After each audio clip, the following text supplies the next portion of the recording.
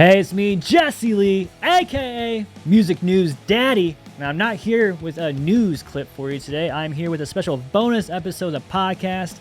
It's an interview with Jesse Leach from the band Killswitch Engage. This is great, man. This is just two Jessies yapping, just two Jessies on a couch gabbing. It's a good time. I talked to them at a Sonic Temple Festival a couple weeks back, and I'm happy to present this conversation with you. So if you're new around here, please find that follow button on Spotify, find that subscribe button on YouTube, and bang your head on all those buttons, all right? Just a couple Jessies gabbing, man. Yeah, dude.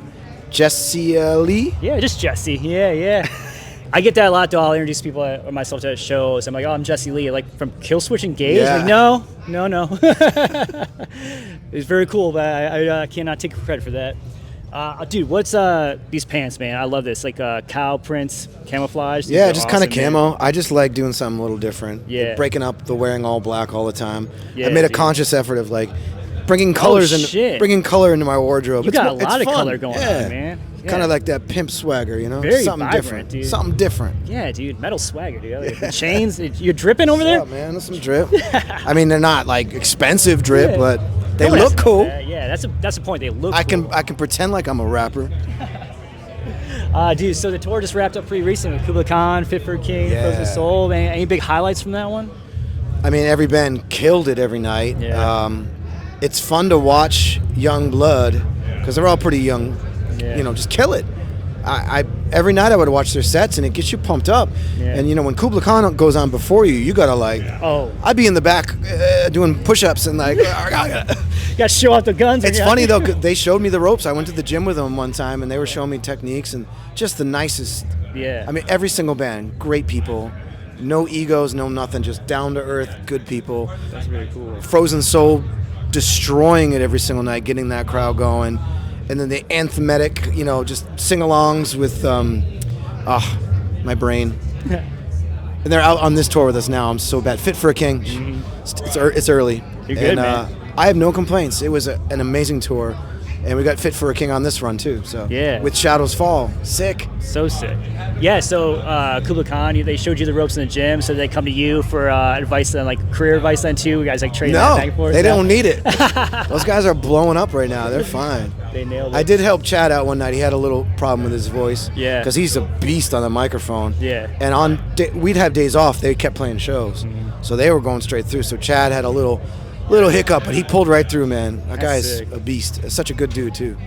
Yeah, Fit for a King, you had so much fun with them. It's so nice you did it twice, man. Go on again, right? Dude, the crowd sings along. Yeah. They sound almost like a CD. They're such a good band, yeah. Good stuff, and just good dudes. Yeah. The funny thing, you go backstage and you think you're going to see crazy stuff. Those guys would be playing Magic: The Gathering, like almost every night. We're getting off stage, I walk in the catering, and they're all playing Magic. I'm like, this is so wholesome. An intense game, right? Got their coin. I'm not sure the circumstances of Magic: The Gathering, but I'm sure it's very high stakes. And I don't know. They looked pretty intense while they were doing it. I have no idea. I just back it. I think it's kind of adorable. Dude. Yeah, you're like, dude, this is above me. I can't get involved in this. Dude, so the new record, it's been out for a little bit now. Yeah, man. It's a pissed off record, man. Yeah. You came into it pretty thrashy, you sound pretty mad on a lot of it. Did you go into the record that way? No, I kind of had to find that voice. I think I initially went into it with wanted to say something positive, wanted to put out a message to help people. And it just wasn't translating properly. It didn't feel genuine, and the guys kept pushing me, so I eventually sat with myself and was like, well, what do I really want to say? Yeah. Where's this passion that these guys keep talking about? They're not seeing it from me. So it wasn't just anger. It's a righteous anger, a desire for change. Yeah. I think the way we've been living, especially since COVID was such a time of division. And we're now, I feel like, in PTSD. We're still recovering from that, where political left and right have gone much further than they have since we've seen in my generation. Yeah. And there's a lot of bickering, a lot of anger. And for me, it's it doesn't have to be this way. We have so much more in common than we do differences. So for me, the message was wake up. Yeah. Stop being manipulated to go on either side, and we're infighting when the powers that be, these rich, wealthy people, are benefiting from our division. So and don't give a that's shit kind about of you. way I came out of the gates, like a cry for unity. And there's anger there, but it's a righteous anger. It's I want to see change. Yeah. I want people to realize they're being manipulated because of their division. If we gathered together and focused on what we have in common, what we need, our basic needs, our basic, health, there's so many things we could be fighting for together. So that's kind of where I'm at with it. Unity. It's a cry for unity. I like it, man. Was it weird, like, when you started working on a record and the band was telling you, like, oh, no, this isn't what we wanted, what from you? Was it weird to be like, to not realize that you weren't being seen the way you think you're being seen or heard? Yeah, it was a wake-up call. Yeah. I think I needed it. When you, COVID was a time for me, like, I retreated. I became like a monk. I really didn't write much. I kept to myself. And I think for me, I had to rediscover, if someone puts a microphone to you and says, oh, you write a record, what do you want to say? Yeah. I was deer in the headlights for a while. So for me, I needed somebody to stir me up. Yeah. I needed somebody to go, you can do better. Right. And it was difficult. I definitely had moments where I questioned whether or not I still got it. But I needed that because I had to dig deep. So as difficult as it was necessary. So it was almost like an imposter syndrome at some point? Yeah, for sure. Yeah. Oh, for sure. Am I too old for this? Like, right. Have I lost my edge? But turns out I didn't, thankfully. Yeah, definitely not. Do you have a favorite song on the new album? Hard to choose, man. Yeah. I'm going to say, just because the switch it up, I've been talking about a lot of songs we play. Yeah. The songs that we haven't played yet, The Fall of Us, I'd say. Okay. We just started to sound check that one. And it leans into the death metal realm a little bit. There's blast beats. But over the blast beats, I'm singing for the choruses. Yeah. It just feels like that song pushed us in a slightly different direction. Yeah. And I like that. I like Broken Glass would be another one too, like just different for us. Yeah. That's exciting to me. You're going to get Killswitch that on this record, but you're also going to hear songs that push us in different genres, and I like that. I'm into that. Yeah, I heard you say recently you're not allowed to write about fire anymore. Yeah, fire's off the table. No more fires. Yeah. I got to watch it with the nautical themes.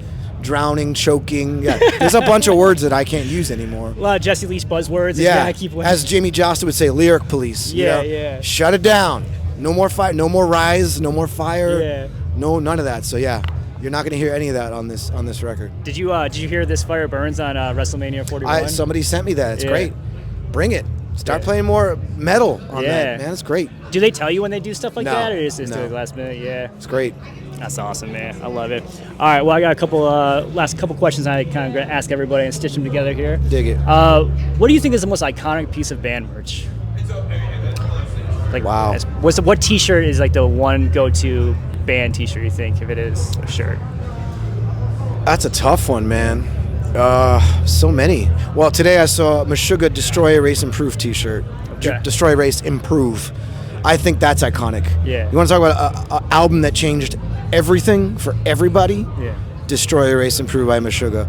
So to me, that when I see that T-shirt, I'm like, yes. Nice. At the Gate, Slaughter of the Souls, another one. Yeah. Just albums that, if it weren't for those two records right there, we wouldn't have the majority of modern metal today, I would say. Yeah. They changed everything, man. I love that, man. This is going to sound random, but what would you rate the band Earth, Wind, and Fire on a scale from 1 to 10? 10. Yeah. 10? Earth, Wind, and Fire, incredible. Yeah, nice. That funk, you can't listen to the rhythm section. The bass player, insane. Just top-notch music. And you can't not be in a good mood.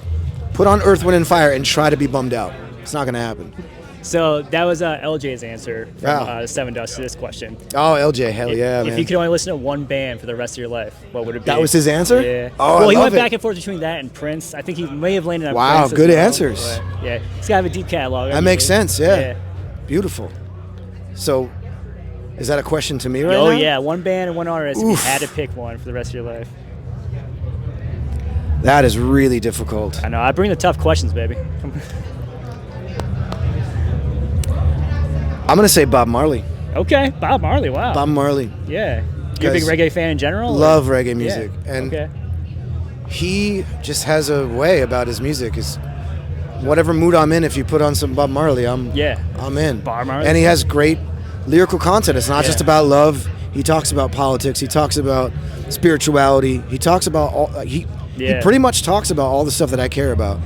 I'd say that and The Clash Okay. I love The Clash too. Nice. That's a tough one though, man. Those are both solid answers. Do you want to go with Bob Marley though? I think I'll do Bob Marley. Okay, Yeah. Bob Marley's what we'll go with, man. All right, Jesse Leach, Jesse Lee. Thank you so much for hanging out. Yeah, brother. All hails. Do you have any more last minute plugs before we get out of here? Do better. Treat Yeah. each other better. Embrace love. Love is the most powerful weapon we have to combat the hatred and division in this world. So, do better. Do better. And also, one thing you can definitely do better is share this episode with somebody that doesn't suck. All right? Take it easy now. Bye-bye. The Jesse Leach Show.